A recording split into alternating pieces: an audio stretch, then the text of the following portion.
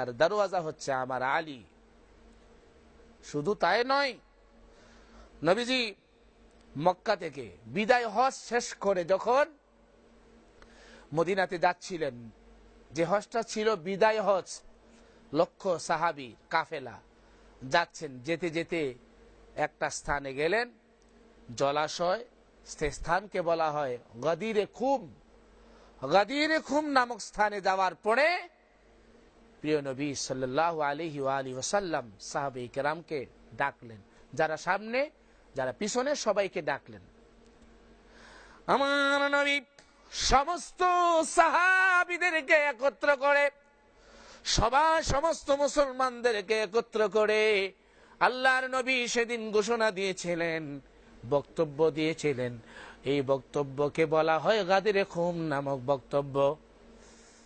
ইতিহাস চিরন্তন সত্য, কেউ মুছতে পারবে না, অস্বীকার করার কোনো উপায় নেই। এই ঘটনা এত প্রসিদ্ধ, এত বিখ্যাত সাহাবী আবু হুরায়রা, হযরতে জাবের, হযরতে আনাস থেকে শুরু করে অনেক সাহাবায়ে কেরাম রিওয়ায়াত করেছেন। অনেক তাফসীরে তাবারি, তাফসীরে মাজহারি, তাফসীরে ইবনে কাসির, আল বিদায়া ওয়ান নিহায়া, দুররে মানসুর সহ বিভিন্ন কিতাবের মধ্যে এই রিওয়ায়াত বর্ণনা এসেছে। এবং এত প্রসিদ্ধ লম্বা রিওয়ায়াত যে তার মজবুতিয়াত, শক্ত অনেক বেশি। নবীজি সমস্ত মুসলমানদেরকে একত্র করলেন। আমার নবী ডাক দিলেন, হে সাহাবীরা শোনো তোমরা, আলাস্তু আউলা বিকুম, আমি কি তোমাদের জানের চাইতেও অধিক আপন নই? আমি কি তোমাদের নিকট তোমাদের জান থেকে অধিক আপন না? সাহাবীরা বলেন, ক্বালু বালা, নিশ্চয়ই আপনি আমাদের জানের থেকে অনেক প্রিয়, অধিক আপন আমাদের জান থেকে। কারণ নবীজি বলেছেন, বুখারী শরীফের হাদিস, লা ইউমিনু আহাদুকুম হাত্তা আকুনা আহাব্বা ইলাইহি মিন ওয়ালিদিহি ওয়া ওয়ালাদিহি ওয়ান নাসি আজমাইন। ততক্ষণ পর্যন্ত তুমি মুমিন হতে পারবে না যতক্ষণ পর্যন্ত তোমার পিতা মাতা, আওলাদ, সন্তান, জান মাল সমস্ত কিছুর চাইতে আমি নবীকে মহব্বত না করবে, ভালো না বাসবে, ততক্ষণ পর্যন্ত তুমি মুমিন হতে পারবে না।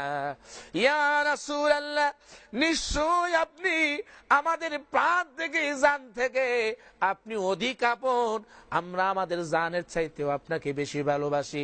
আমার নবী রাহমাতাল লিল আলামিন হযরত আলী হায়দারে কাররা, শেরে খুদা, আসাদুল্লাহিল গালিব, ওনার হাত মুবারক হাতের মধ্যে ধরে আমার নবী এইভাবে উপরে উঠাইলেন। আল্লাহর নবী হাত ধরে উপরে উঠাইয়া সমস্ত মুসলমানদেরকে ডাক দিয়ে বলেন, মান কুনতু মাওলাহু ফাহাযা আলিয়ুন মাওলা, আমি যার মাওলা আমার আলীও তার মাওলা, আমি যার মাওলা আমার আলীও তার মাওলা। আল্লাহুম্মা ওয়ালি মান ওয়ালাহু ওয়া আদি মান আদাহু ওয়াহজুর মান হাজারাহু ওয়ানসুর মান নাসারাহু ওয়াখজুল মান খাযালাহু। আল্লাহ তুমি আলীর সাথে থাকো, যে আমার আলীর সাথে থাকে। আল্লাহ তুমি তাকে সাহায্য করো, যে আমার আলীকে সাহায্য করে। আল্লাহ তুমি তার দুশমনি করো, যে আলীর দুশমনি করে। প্রসিদ্ধ হাদিস, বিখ্যাত হাদিস, অস্বীকার করার কোনো উপায় নেই। কিন্তু আমরা তো অনেক আলেমদের মুখ দিয়ে এই কথাটা আসবে না, বের হয় না, বলতে চায় না। কেন? কারণটা কি? কারণটা কি? যাকে আল্লাহ পাক এত মর্যাদা দিলেন, নবী কি বুঝাইতে চাইলেন? মুমিনদের অভিভাবক নবী, মুমিনদের অভিভাবক নবী, যার অভিভাবক, নবী যার মাওলা, হযরত আলী কাররামাল্লাহু ওয়াজহু তার মাওলা, তার অভিভাবক। নবী যখন প্রথম প্রশ্ন করেছিলেন, আলাস্তু আউলা বিকুম মিন আনফুসিকুম, আমি তোমাদের জানের চাইতে কি অধিক আপন নই? সাহাবীরা বললেন, ক্বালু বালা, নিশ্চয়ই। তারপরে নবী এই হাদিস ঘোষণা দিলেন, প্রমাণ হয়ে গেল আমার নবীর নিকট, যে আমার নবীর নিকট জানের চাইতে অধিক আপন, নবীজি যার নিকট, তার কাছে মাওলা আলী ও জানের চাইতেও অধিক আপন হতে হবে। যদি আমাকে তোমার জানের চাইতেও বেশি ভালোবেসে থাকো, তো আমার আলীকেও ভালোবাসো, আমার আলীকেও ভালোবাসো। মুমিনের, যেই মুমিনের অভিভাবক আমি নবী, সেই মুমিনের অভিভাবক আমার আলীও। সুবহানাল্লাহ, সুবহানাল্লাহ।